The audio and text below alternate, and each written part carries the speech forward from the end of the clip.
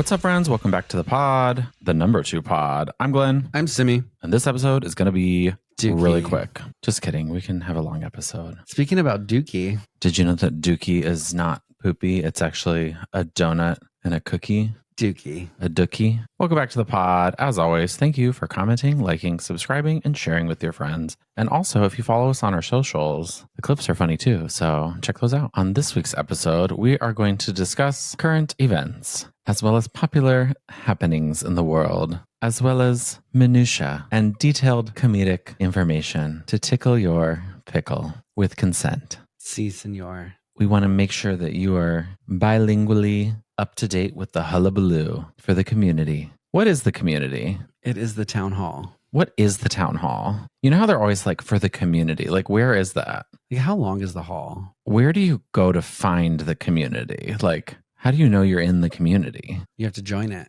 Yeah, but how do you know when you're in once you've joined? And then how do you know like your actions? Because, you know, they're always like, I'm doing it for the community. And it's like, the fellowship. The fellowship. It's like, do they know that you're the representative? Like, was there a vote? Do you have a ledger? Do you have an affidavit? Who's David? Wait, what is it? Affidavit? I don't know, but he's in charge. You have to talk to David and he has to give you the affidavit in order to enter the dwelling. Otherwise, the warrant, you have to have the warrant, even though it's the law office. Legal jargon, legal jargon. Business, doing business. Where were we today where they were doing business? Costco. Was it at Costco? No, we were somewhere else today where they were doing business. And it was like important business. Oh, we went to the mall, but not just any mall. If you come to Los Angeles, they have this mall, and it's the only mall I can compare it to is the one in Hawaii. Like, it's an outdoor mall, but it's like this mall. There's no way there's any other mall that's like that mall. Century City. I mean, it's absolutely insane. Like, everything is beautiful. You go into every store and nobody's ever buying anything. But the stores are like, you know, they're like the model home of stores. It's like these must be the flagship stores. They have to be flagship stores. There's no way any of them are making money because nobody buys anything. But it's always really busy. There's so many restaurants where you're like, it's like the flagship restaurant. I mean, it's just like, it's literally the craziest mall you've ever been to. It doesn't make any sense. But anyway, so then it's in like a skyscraper area, which is very weird because in Los Angeles, there's earthquakes. And anytime I'm near a tall building, I'm like, this does not make sense. Like they're, you know, and like you were saying like, oh, they have, what did you say about earthquakes in buildings? There's like some sort of codes. They're like, if not retrofitted, then they're just like, there's a code that you have to build certain things by because there's earthquakes. But it doesn't make any sense because how are they to test? I understand they can make like a little version and they can like shake it, but how do you know? It's a 60-story building. It's called architecture and science. Yeah, but there's never been since the Northridge earthquake a crazy earthquake. So how do they know? Who's doing the codes? It's a guesstimation. Anyway, so there's really tall buildings that I assume are vacant, but there are some businesses. And this mall has a lot of businessmen and women, but mostly men at these businesses. And they're just going around on their phones, like being like the deal. And they're going to have to get the deadline immediately with the paperwork. Like that one guy that was by us, it was like, what are you talking about? Like, are you practicing a monologue for an audition? Sometimes things are stressful like that. And you have to be stern and make sure that Sharon knows she needs to be sharing the information. Sharon, it really comes down to Sharon and back at the office. Yeah. You have to Sharon all the information. You have to give it to her. Anyway, that's not really the topic of the week. What are we talking about? Because we talked about business and the Numbers. mall and things we just recently did today. Absolutely insane. I'm exhausted. Why are you exhausted? I had to go to 2 weddings the other day. How are your weddings? You did go to the second wedding with me. I went to one. Yeah. I went to the local one. I could not travel to the destination wedding due to complications with the itinerary and limiting financial cuts. in the wedding travel budget. It just wasn't in the budget. It just was not in the budget. Anyway, so yeah, my brother did get married. It was in a greenhouse. Is your brother into plants? It was actually really nice. I saw the venue. It was very nice. Very nice. And it was beautiful and very emotional. There were some random things that went on at the wedding. Choices. There's always the unexpected that can happen at a matrimony. My dad, I guess my whole family is very like random, or they're just filled with surprises. Main character energy. Yes, definitely. And so, my dad gave a speech. And apparently it was a off-the-cuff speech. He didn't know he was really giving until the last minute. And he really kind of took it and went with it. I mean, as one does when giving impromptu speeches. But it went a little bit off the rails. What was the best part? So he goes up there, just has a speech, lets everybody know that this is kind of like an impromptu thing, that my brother didn't warn him that he would be giving a speech, and it's fine. He's just going to give it. He decided to ask all 4 of his kids to come on stage, and that he has a surprise. And all of us just have like secondhand embarrassment. We're just like questioning it, like, what? Like, I don't want to go up there. Wait, this is not the time for this part. Like, what's going on? And then we get on stage and we're like, Dad, what's going on? Like, what's happening? And then he like cues the DJ, and the DJ plays the Macarena. A classic. And my dad just starts freestyling. Do you think that the Macarena song has ever made it on the charts? I mean, it was a hit at this wedding. It's been a hit. Like, since Blue Dabba Dee Dabba Die, like, it has to be one of the most popular songs of all time. I mean, it's pretty iconic. His speech went well, is what you're saying. It was really scary at the beginning, but it ended up being really fun and entertaining at the end. But see, the buildup was just very much secondhand embarrassment. It's stressful. The only thing I can compare it to is at my sister's first wedding, my younger sister. My older sister prepared a speech, and I didn't realize I had to give a speech, and she included me in the speech, but she gave me a paper to read. She basically passed the buck and made you do the speech. Yeah. So while it was embarrassing, I can read. Yeah. So no, that was pretty genius on your sister's part. It was cute, I guess. But again, putting someone in a position that they didn't sign up for. I mean, It seems like it was a hit. Like, we need an itinerary and we need to go by the book, guys. Not in the McManus clan. Just because I know how random my family is, I actually like created a speech. Even though like I wasn't supposed to give a speech, and I didn't give the speech, by the way, I created one just because I just know how random my family is. And like last minute, they're just gonna be like, oh, you have to give a speech. And I'm like, wait, what? So I was just came prepared. You read the speech to me on the phone, and it was really good. Why, thank you. ChatGPT is an amazing writer. Just go to ChatGPT to write your whole speech. I mean, you got to do what you got to do. Beginning, middle, and end. It seems like the wedding went really well, and now they are married. And the difference between married people and unmarried people is legal jargon. Legal jargon. If someone can explain it to me, thank you. I do not understand. So yeah, my brother's wedding was on a Friday, and then all the way in Michigan. Why Michigan?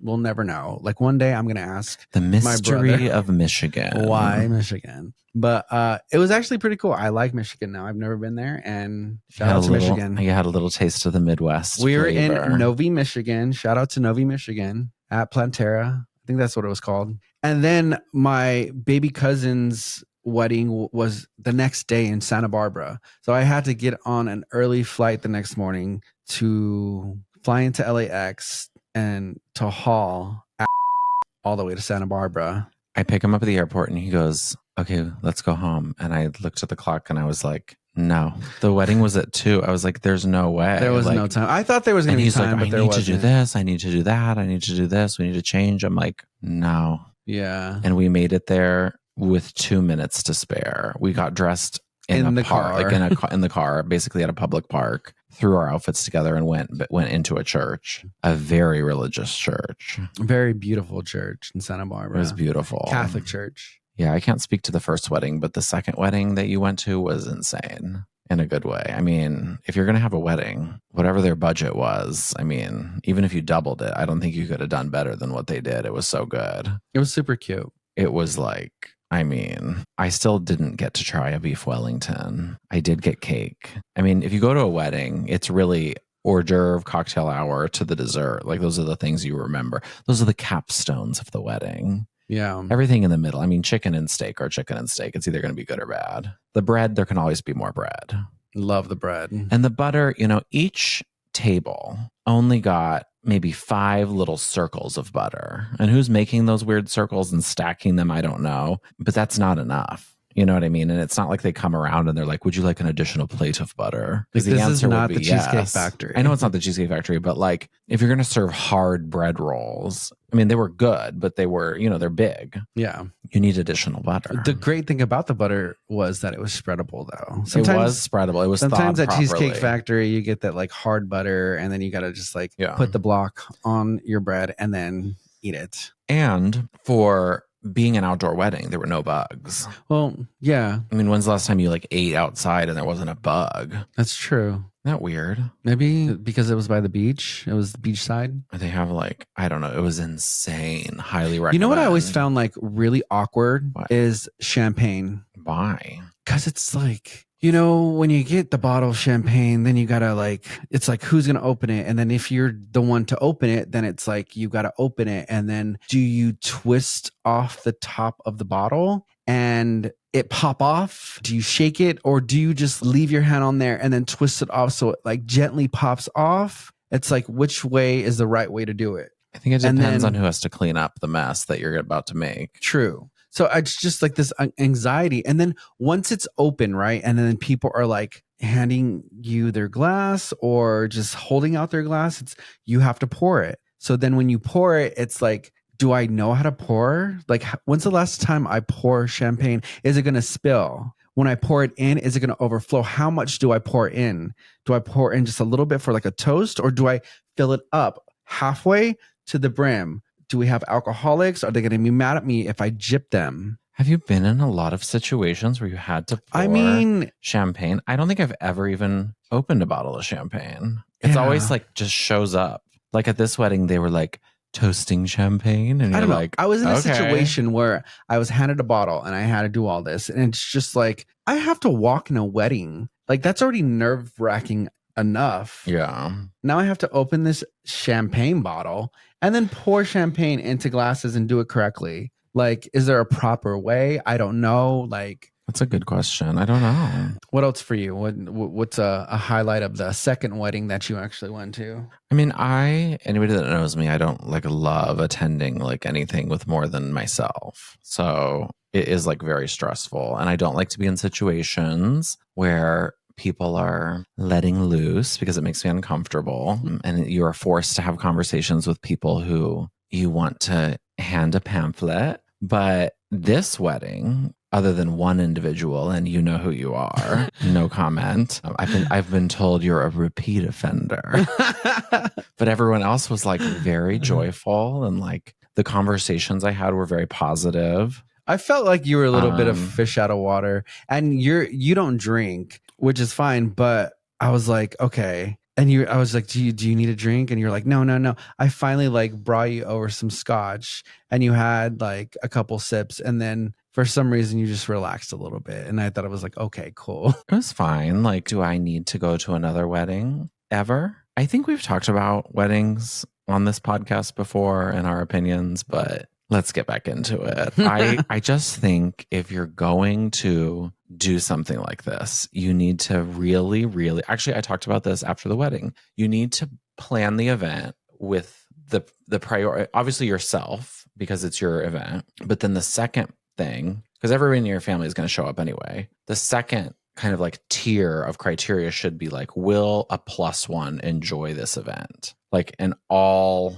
aspects. So like, how difficult will it be for the +1 to get to the event? How expensive will the required outfit be? You know what I mean? Like these things matter, because if you're going to invite 300 people to your wedding, they, you know, all probably want to show up, but how many obstacles are you putting in the way? And it seems like more times than not, the wedding is planned like, it's like they go to delta.com and they buy their flights and then they plan the wedding. You know what I mean? And it's like, okay, but you realize everybody else has to wait 6 months to get the invitation, and then they're going to buy their stuff. So it's just very, like every wedding I'm invited to, you're just like, this is. Or the point of view of the plus one, to where if you have a certain itinerary to your wedding, then it's like, okay, or schedule to your wedding, it's like, okay, is the plus one going to get everything? Like, am I doing this too long? Am I doing this too short? Like, 100%. Just so the plus one, because like you said, you told me the family's gonna have fun regardless. Yeah. Like the friends that you already know are gonna have fun because you're gonna drink with them, blah blah blah. But like the plus ones or the people who don't really know the people, like how can they like be involved in a way to where it's not going to be so boring for them, or it's not going to be so just like uncomfortable. Yeah. And this particular wedding did such a good job of the itinerary. Yeah. Because the majority of weddings, it's like they have some stuff planned. There's a lot of unplanned things that happen. And then there's like a very uncomfortable amount of time, like in the middle, where it's like, is this dancing or is this like socializing? Like, why are we still waiting for cake? And then a lot of weddings have a lot of time at the very end where it's like, this needs to have a hard end because it is uncomfortable for people because they don't want to be rude and leave. You know what I mean? But they also don't want to be stuck in a room with a bunch of people that are shit-faced having a great time, which is wonderful, but you've now imprisoned all these people, like who just wanted to come and support and like be loving and enjoy the event. No, I think at that point you're more than welcome to like leave, just because after I think the cake, that's when like the blackout usually part starts to happen. Your other is like the family member, you know what I mean? So then it's like, instead of like, like this event was like, okay, now it is over. You know what I mean? Like everybody needs to leave. And like, if you so choose to go do something else, like by all means, and then usually there's something planned, at the hotel or whatever. But this second wedding was like a very Samoan wedding, which they celebrated like both cultures, like no, definitely. And if you don't know what that is, it's basically like a traditional Samoan wedding, but when it's like it usually is kind of drawn out and there's like a lot of things that go down, but they did a really good job with doing both and doing it in a way to involve everyone and make sure that everyone is involved within what they're doing. Well, and the part that was long and drawn out, he like set it up. Oh my God. So people could be respectful, because if he hadn't done that, then people would have said like, this has got to stop, like, because it's too long. And he did such a good job with just like, even like the jokes were hitting humor and kindness. Yeah, exactly. Like, being inclusive about it. So like it was done impeccably well, but had he not done that, I mean, I think people would have started to leave, like, because it was too long, And we're not the judge of like how to do everything or how to do a wedding, but like this was nice. It really was so nice. I mean, I could have stayed longer, like, but I was so tired. Yeah.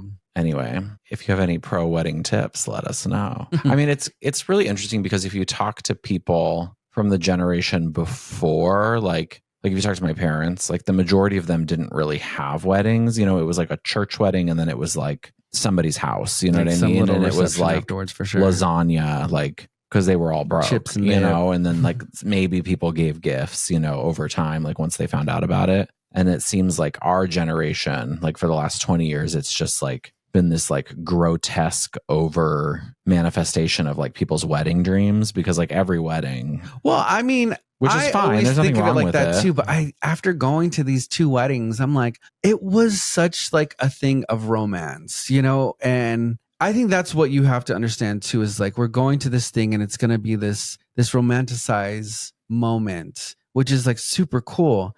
And I think you definitely have to plan it in a way to where you don't take anyone out of that story, Yeah.